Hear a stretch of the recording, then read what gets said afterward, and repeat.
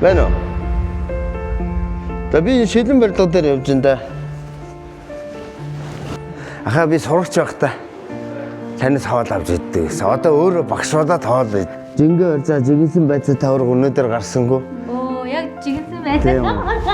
Хоёулаа нийтээ нэг нь нэлдээ нэг нь чимхээр хийх бол амжихгүй шүү дээ. Дараагийнхаа байшин руу орно да. Энэ дараа авахгүй юу гэдгийг сонирн ба шүү. Ямар ч ажлыг чин сэтгэлээсээ хийх хэрэгтэй. Ажилт хүний голхоос биш ажлыг хүн голдоггүй гэж ярих энэ хүнийг Маягийн Ганбат гэдэг. Уулуурхаан оператор мэргэжилтэд түүний хувьд 10 гаруй жилийн өмнө харааны бэрхшээлтэй болж дуртай ажил мэргэжлээ орхисон байна. Гисэн хэдий сэтгэлээр унаж амьдралын хүнд сорилтын өмнө бүхийлгүй өөр хүүхэд хааны жилийнхээ төлөө үргэлжлүүлэн хөдөлмөрлөж эхнэрийнхээ хийсэн гарын хоолыг зарж борлуулж эхэлсэн байна. Ингээд түүний ажил амьдралын цөөн хормоос үзэгч танд хүргэж байна. Тэгээ намайг одоо улсууд миний жинхэнэ нэрийг бол мэддгүндээ баг Ганбат гэж. Тэгээ намайг чинь бууцны ах, хоолны ах. Би яг одоо 12 жил тэгээ явж штэ. Нэг багш ямар ч байсан тэгж ярьж ирсэн. Ахаа би сурагч байхдаа танаас хоол авч иддэг. Одоо өөрөө багшуудаа тоол идэж байна гэж. Тэгээ бүрээд бууз гэж ажиллаж ирсэн ш тахна. Дээр үед одоо 22 жилийн өмнө байна уу. Энэ бууц нь 100 төгрөг байсан шүү дээ. Нутаг ус бол Дархан аймгийнх шүү дээ. Энд ирээд тэгээд яриуд их юм байгаа да алдаж онсон амьдралууд байна. Тэгээд яг ямар ч байсан арх уугаад энэ тэр хийгээд арх уух үедээ уудаг байсан ахна. Гинт л уухаа байж юм гэж бодсон. Тэгээд ямар ч байсан хөдөлмөр хийж өгвөл залуучууд хэлэхэд ямар нэг юм тууштай хийвэл өөр үстэд нь өгөөдөн гарна. Хүнтэй хоороо байна.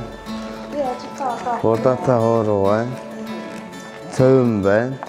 Би чинь нэг хүн харахад бол би чинь нүдтэй хүн. Тэгээд нэг нүд маань юм харддаг шүү дээ. Одоо хийгээд авгаа хийнэ. Тэгээд хоёлаа хийцэн тэгээд хуушуур 500-ын хуушуур гүзэн бууд амтлагчгүй ер нь хоол хийх дуртай. Хоёулаа нийтээ нэг нь чимхээр хийх бол амжихгүй шүү дээ. Манай хүн чинь тэгээд өөрөө өсчин болохоор ажил руугаа яарал. Тэгээд энэ 12 цагаас өмнө ажилчид хоол иддэг байхгүй 13-аад гарах хэрэгтэй уулна. Заримдаа 11 өнгөрөөгөөд гарна. Тэгээд янз гарна да. Өдөртөө ах нь бол хотын захиргаанаас эхлээд явдаг шүү дээ. Гэр цэнхэрт байдаг болохоор анх бол хоол авах уу гэж явдаг байлаа. Одоо энэ цүнхийг хараад дууддаг болоо үстэй. Юм дуухгүй хичээл зүтгэлтэй явуул тэгээд ямар ч гэсэн юм төрдгийн.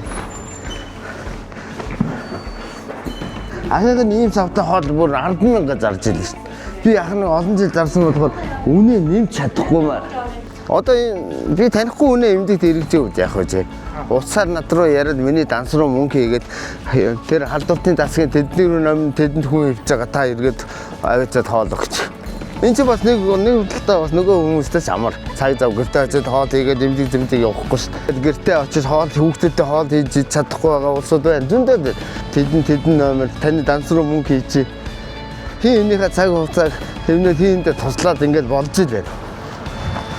Тэр улсууд ч би баярлалаа надаас хоол авдаг улсуудад 50 гарчлаа одоо тэгээд энийг цүнхээ бараг даахгүй шахуу болоод байна шүү дээ.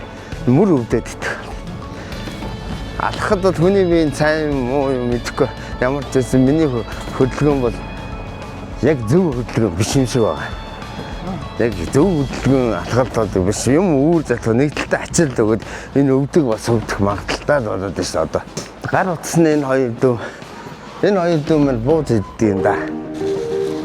Энэ хоол ичиг хоолоо шантарчгүй 1-2 хүн авахгүй байна. Нэг өдөр хоол зарагдахгүй байна гэж шантарахгүй маргааш нь гараад явах хэрэгтэй. Би заавал зарна. Би заавал зарж дуусна. Ингээд амжилтанд хүрнэ штэ. Тэгээд одоо би бол хоолоо бараг хүнээс асуудгүй штэ. Энэ цүнхийн минь хараад улсууд хоолны хоол авъя. Машинтай улсууд ирэл зогсоод ав. Би дээр нэг удаа машинтай зарж үтсэн. Тэгсэн чинь та юу н хаагуур яваад байгаа юм ба. Тэгэхгүй яа би харагдахгүй адилхан зөрөөд яваад байгаа юм чи. Тэгээ та юу н машингүй явсан дээр юм байна. Таныг олохгүй юм байна.